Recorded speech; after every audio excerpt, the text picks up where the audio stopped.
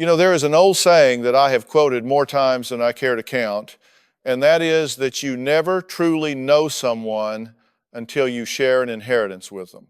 I have sat on this stage for over 2 decades, and I have seen grief warp into greed so fast it would make your head spin. But when I first looked at the file for this case, I knew we were dealing with something that wasn't just about dollars and cents.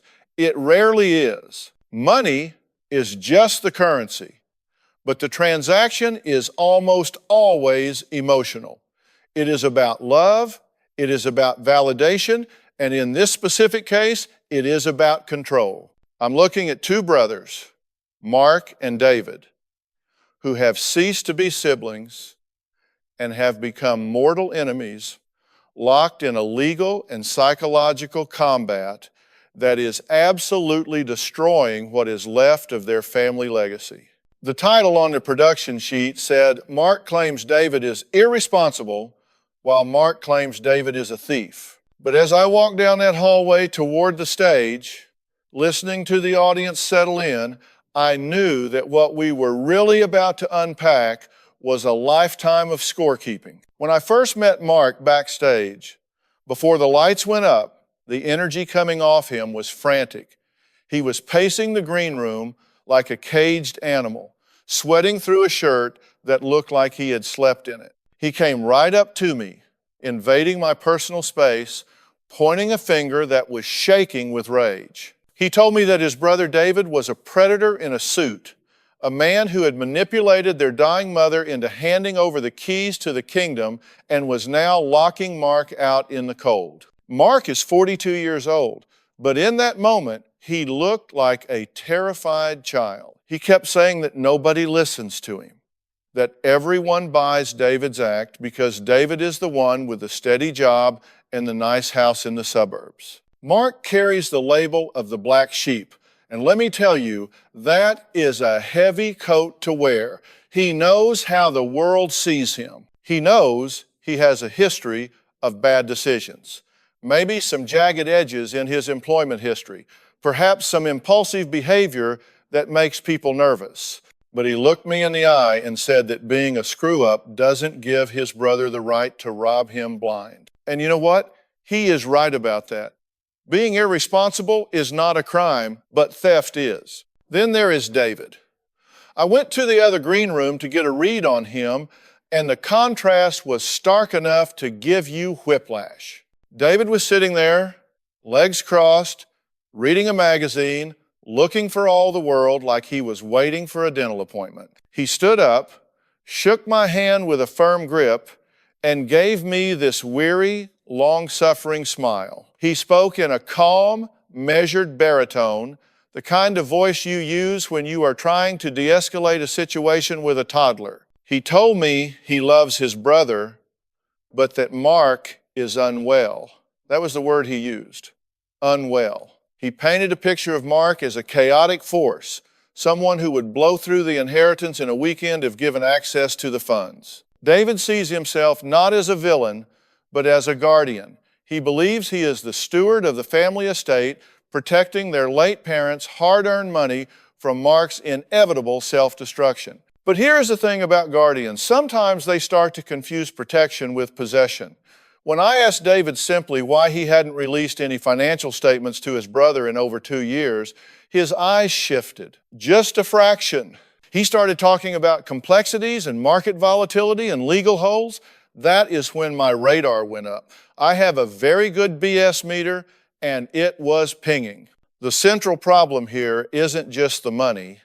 It is the narrative these 2 men have locked themselves into. David is the responsible one, the golden child who can do no wrong, and because of that, he feels entitled to make unilateral decisions. He believes his competence gives him moral authority. Mark is the mess-up, the scapegoat, and because of that, his legitimate questions are dismissed as the rantings of a lunatic. This dynamic didn't start when their mother passed away 6 months ago. This started in the sandbox. This started at the dinner table 30 years ago, and now, with the parents gone, the buffer is gone. There is nobody left to mediate, Nobody left to tell David to back off or tell Mark to grow up. It is just the two of them standing in the wreckage, fighting over the scraps. My goal here isn't just to look at the bank statements, although we are certainly going to do that. My goal is to force these two to look at themselves. I need to find out if David is actually protecting the money or if he is using it as a weapon to punish Mark for a lifetime of being the problem child. And I need to find out if Mark is truly looking for justice or if he is looking for a payday to fund another cycle of bad choices. As I walked out onto the stage and took my seat, the audience applause died down, and I looked at the two chairs opposite me. Mark sat on the edge of his seat, knee bouncing, jaw clenched. David sat back, relaxed, projecting an air of superiority that was almost palpable. I started the show by laying it out straight. I told them that we weren't there to dance around the issue. We were there to deal with facts. I turned to Mark first. I asked him to tell me, in his own words, what he thinks is happening.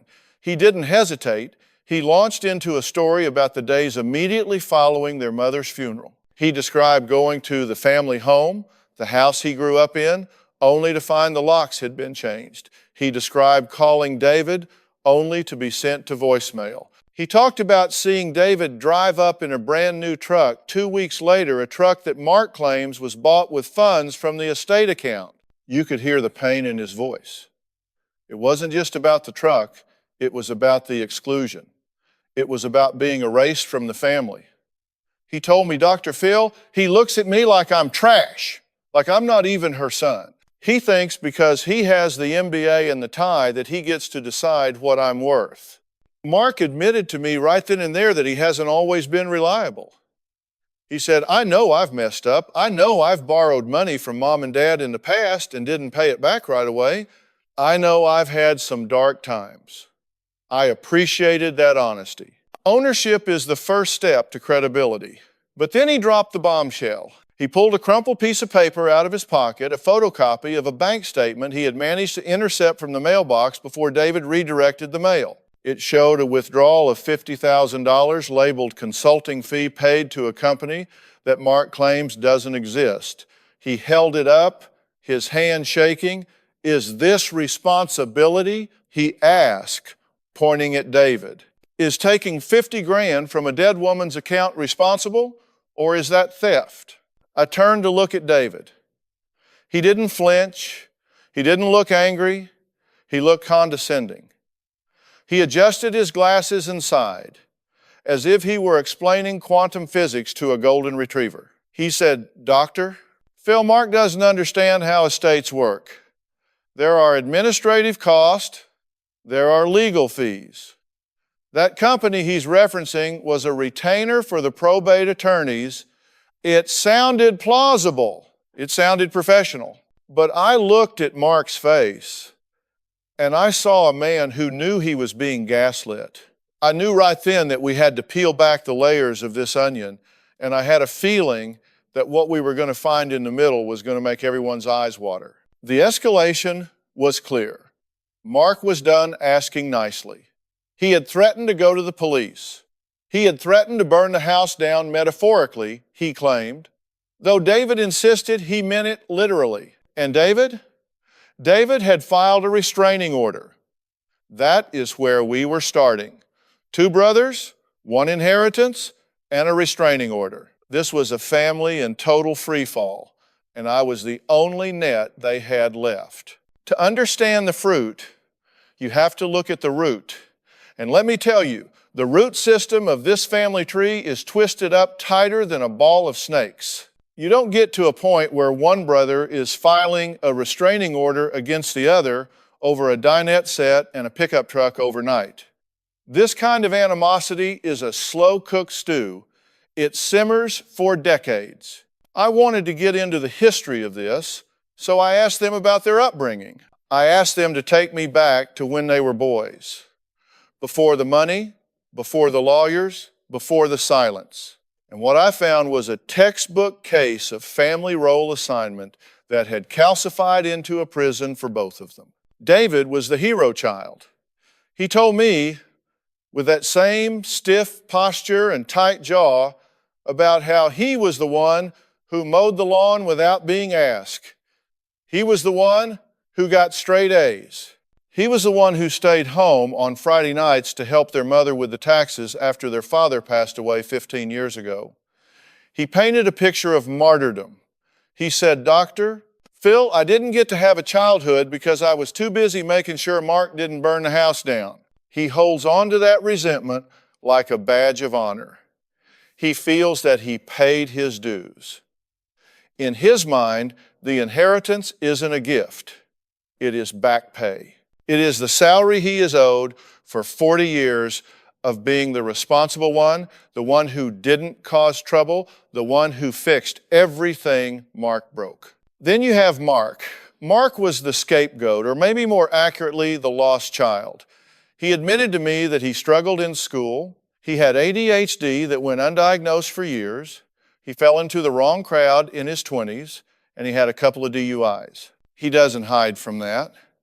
But he told me something that really struck a chord. He said, "David needed me to be the screw-up. If I wasn't the screw-up, how could he be the savior?" Mark described a dynamic where every time he tried to get his footing, every time he tried to start a business or get a steady job, David would be there, hovering, criticizing, predicting failure before he even started. And when you tell a person they are going to fail often enough, eventually they believe you and they oblige you. It becomes a self-fulfilling prophecy. Mark felt that his mother loved him, but she didn't respect him. She looked at him with pity, and she looked at David with reliance. And when she got sick, that dynamic became lethal. I dug deeper into the timeline of their mother's decline. This is where the story gets murky and where the irresponsible label starts to look like a convenient smokescreen. About 2 years ago, their mother's health began to fail. She wasn't bedridden, but she was slipping. She was forgetting things. She was vulnerable.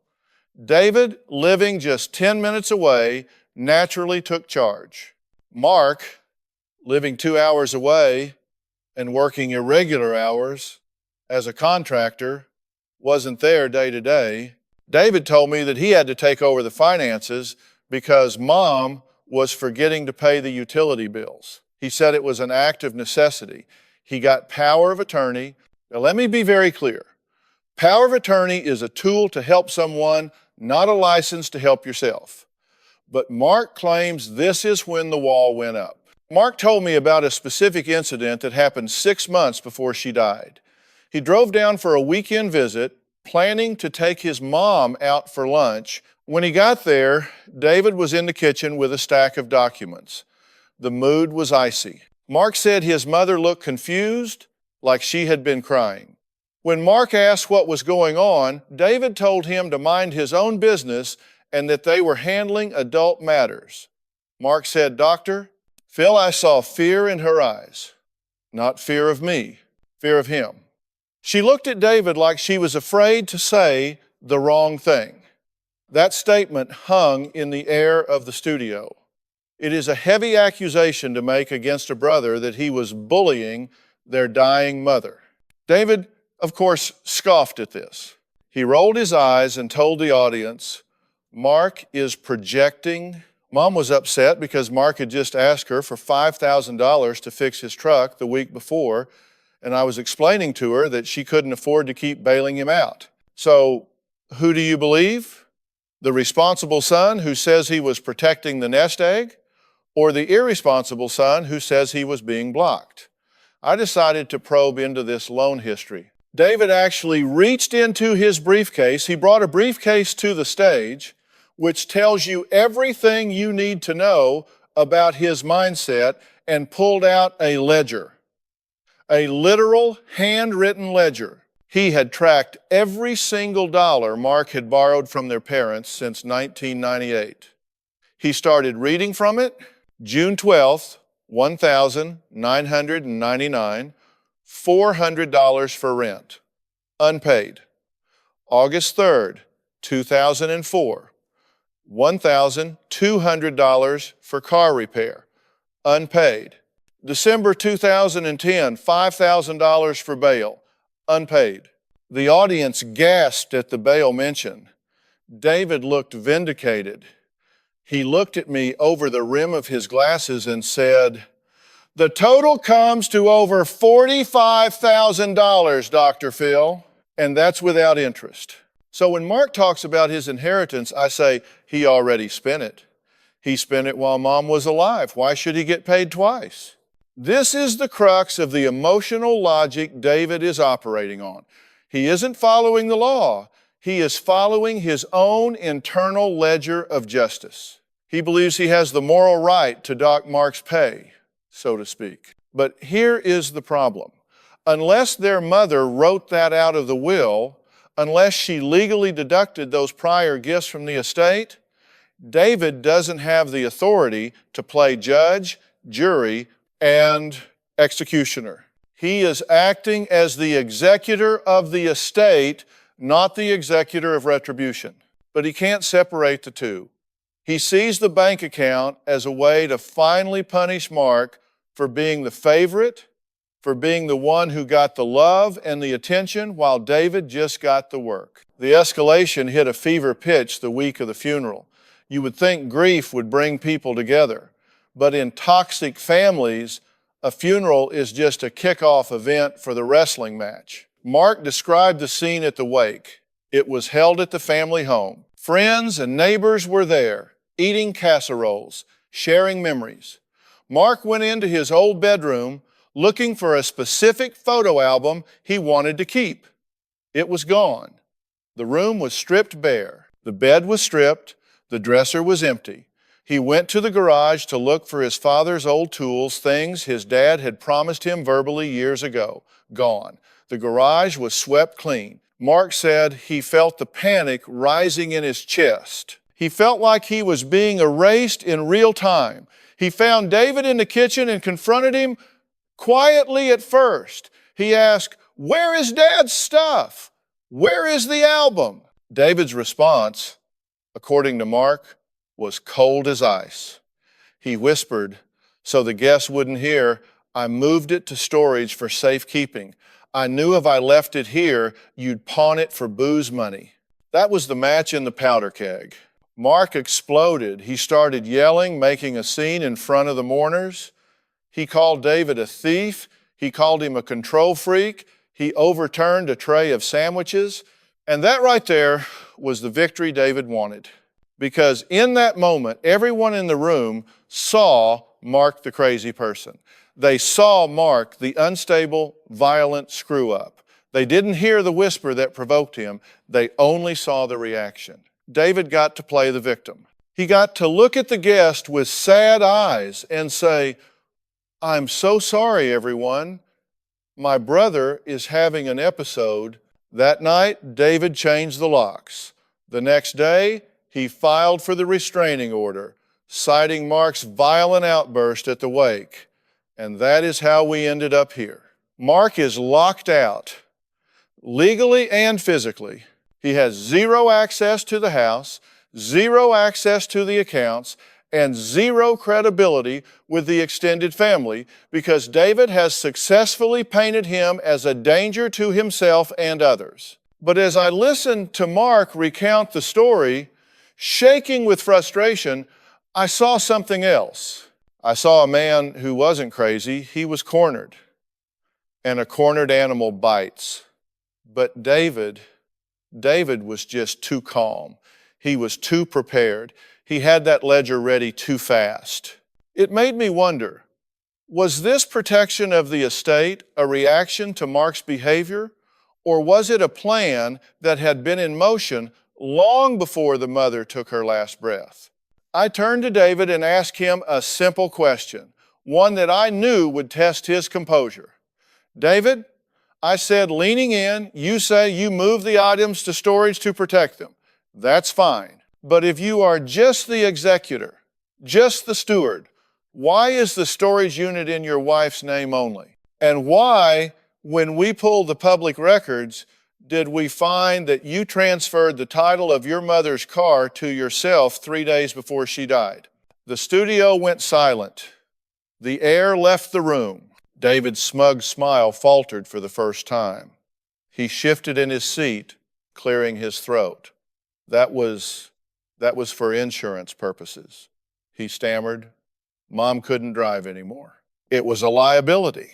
A liability, I ask, or an asset? Because that car is worth $30,000 and now it belongs to you, not the estate. Which means Mark gets 0% of it. That doesn't sound like administration to me, David. That sounds like acquisition. Mark leaped out of his chair, pointing at the screen where we displayed the title transfer. I knew it, he shouted. I knew you stole it. I had to signal Mark to sit down. We were just scratching the surface.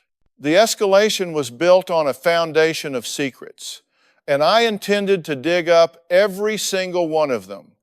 We needed to take a break, but I told the producers to keep the cameras rolling backstage. I had a feeling the real fight was going to happen when they thought I wasn't watching. I tell people all the time, you cannot change what you do not acknowledge. And during the commercial break, the only thing being acknowledged in those hallways was anger. I watched the monitors backstage. Mark was pacing again, practically vibrating with validation. He felt vindicated by the car title reveal. He was telling a production assistant, "See, I told you! He's a crook!" But David was different. He was on his phone, furiously texting someone, likely his lawyer or his wife, and he looked rattled. The mask of the benevolent, weary older brother had slipped, and underneath it was a guy who knew he had been caught with his hand in the cookie jar. But I knew David wasn't going to fold that easily. People who build their entire identity around being right will fight to the death to protect that image. He was going to come back out swinging, not with fist, but with justifications. He was going to try to drown us in logic until we forgot about the morality. When we came back from the break, the tension in the studio was thick. I wanted to move into the confrontation phase, but I didn't want it to just be a shouting match. I needed a breakthrough. I needed to shatter the narratives they were both hiding behind. I looked at David. David, I said, my voice low and serious, I want to talk about the concept of fiduciary duty. It's a fancy legal term, but it means something very simple. You have to act in the best interest of the beneficiary. That's Mark, not you, Mark. Now, you've admitted to keeping a ledger of his debts from 20 years ago. You've admitted to transferring a car to yourself. You've admitted to locking him out. I have to ask you, do you hate your brother? David blinked. The question caught him off guard. Hate him? No, I don't hate him. I pity him, Dr. Phil. I've spent my whole life cleaning up his messes. That's not what I ask. I interrupted. I didn't ask about his messes. I ask about your feelings. Because your actions don't look like protection, they look like punishment. You are punishing him for who he is. You are punishing him for being the one who needed help, while you had to be the strong one. You resent him, David. Be honest. You resent that he got to be reckless and you had to be perfect. David's face flushed. He took off his glasses and rubbed the bridge of his nose. For a second, the stiffness left his shoulders. He never said thank you, David said, his voice barely a whisper. Not once. Not when I bailed him out. Not when I fixed his roof. Not when I sat with Mom in the hospital while he was off God knows where. He just takes, he thinks the world owes him something, and Mom, she just let him. She always made excuses for him. Oh, David, go easy on him. He's sensitive. What about me? Was I not sensitive? Did I not need support? There it was, the wound, the raw, festering wound that had been covered up by ledgers and legal fees. So this isn't about the money, I said softly. This is about settling the score with your mother. You can't be angry at her anymore because she's gone, so you're taking it out on the ghost she left behind her favorite son. Mark looked stunned. He was staring at his brother like he was seeing a stranger. I did say thank you, Mark stammered. Maybe not enough. But Dave, you always made me feel like crap when you helped me. You always gave me a lecture with a check. It made me feel small. So yeah, maybe I stopped saying thanks because I resented the lecture. I lectured you because I wanted you to change. David snapped, his voice rising. I wanted you to grow up. And now look at you. You're 42 and you're fighting for money you didn't earn because you can't stand on your own 2 feet. And you're stealing money you didn't earn because you think you're better than everyone else, Mark shouted back. Stop! I raised my hand, cutting through the noise. Both of you, stop. You are both right and you are both wrong. Mark, you have been irresponsible. You have used your family as a crutch. You have let David carry the load because it was easier than carrying it yourself. And David, you have weaponized your responsibility. You have used your competence as a club to beat your brother with. You've turned your help into control. And now that mom is gone, you're using the estate to finally prove that you are the only one who matters. I turned to the big screen. I want to show you both something. We brought up a graphic of the estate's value. It wasn't millions, but it was significant. A house, some savings, the car, the personal items. This is what you are fighting over. But let me tell you what you are actually losing. You are losing the only person on this planet who remembers your childhood. You are losing the only person who knows what it was like to live in that house with those parents.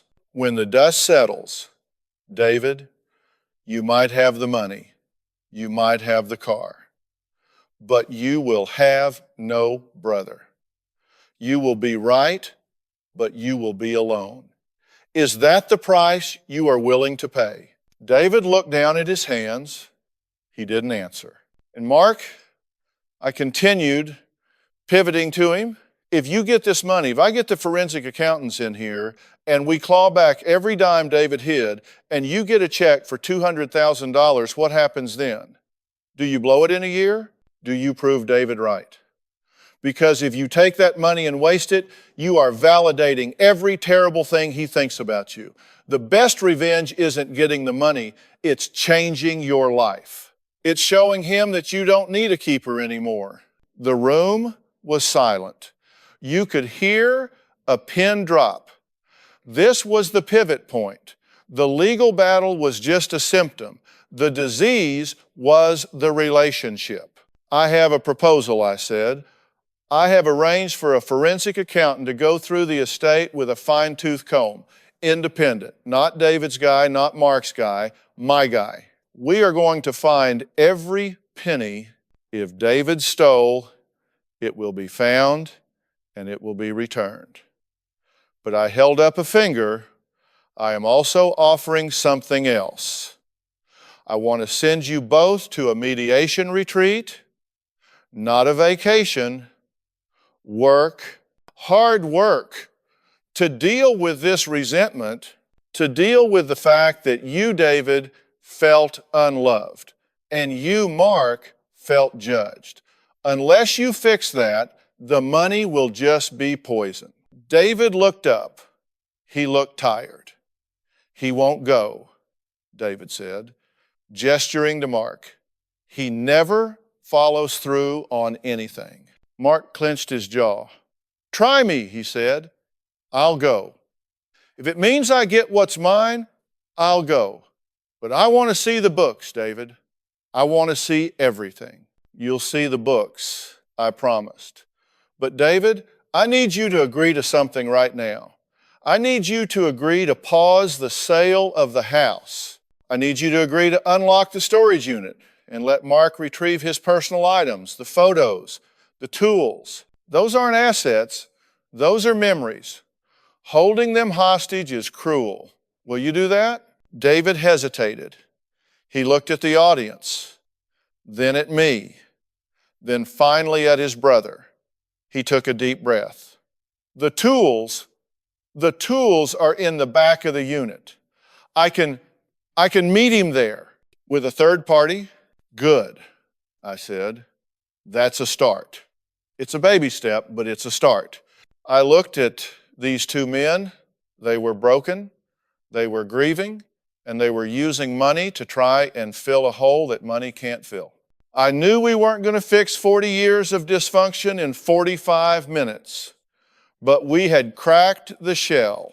We had exposed the truth that David wasn't just a greedy executor, he was a hurt child acting out. And Mark wasn't just a greedy leech, he was a desperate man trying to find his dignity. The confrontation had stripped them bare. David could no longer hide behind his good guy persona. His pettiness and control issues were out in the open. Mark could no longer play the innocent victim. His history of dependency was on the table. They were level now. For the first time in their lives, they were standing on equal ground, both flawed, both hurting, both responsible for the mess they were in. I leaned forward. Gentlemen, we are at a crossroads. You can leave here and go back to court. You can spend the next 5 years paying lawyers until the estate is gone. That happens, you know. I've seen estates worth millions drained to zero because siblings would rather pay an attorney than pay their brother. Is that what you want? To give mom's money to strangers in suits? Or do you want to honor her memory by actually acting like family? Mark looked at David. I don't want the lawyers to get it, he said quietly. David nodded slowly. No, I don't want that either. Then we have a deal, I said. We do the audit, we do the mediation, and we stop the bleeding.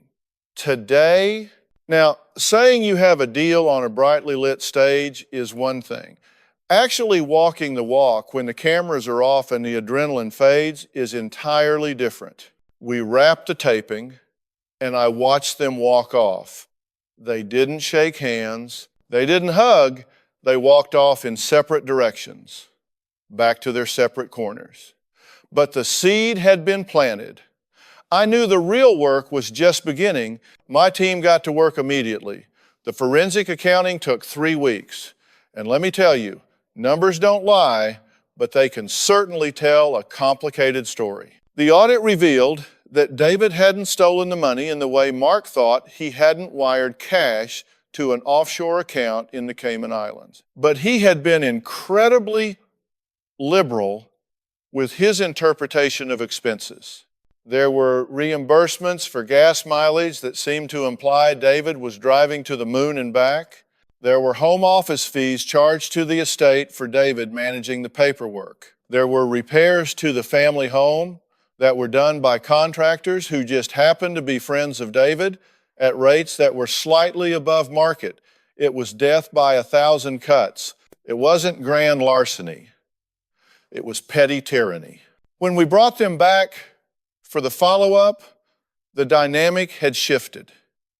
Mark had seen the preliminary report. He wasn't screaming anymore. He was quiet. He looked validated, yes, but also sad. Seeing the black and white proof that his brother had nickeled and dimed their mother's legacy seemed to take the wind out of his sails. David, on the other hand, was defensive. He came prepared with receipts, explanations, justifications. I drove there every day, he insisted. I used my own printer ink, my own paper. Why shouldn't the estate cover that? I sat them down in a smaller room this time, away from the big audience, just us and the cameras. David, I said, look at me. You are arguing over printer ink. Your brother thinks you stole his birthright, and you are talking about office supplies. Do you see how small this has become? You have reduced your relationship to a transaction.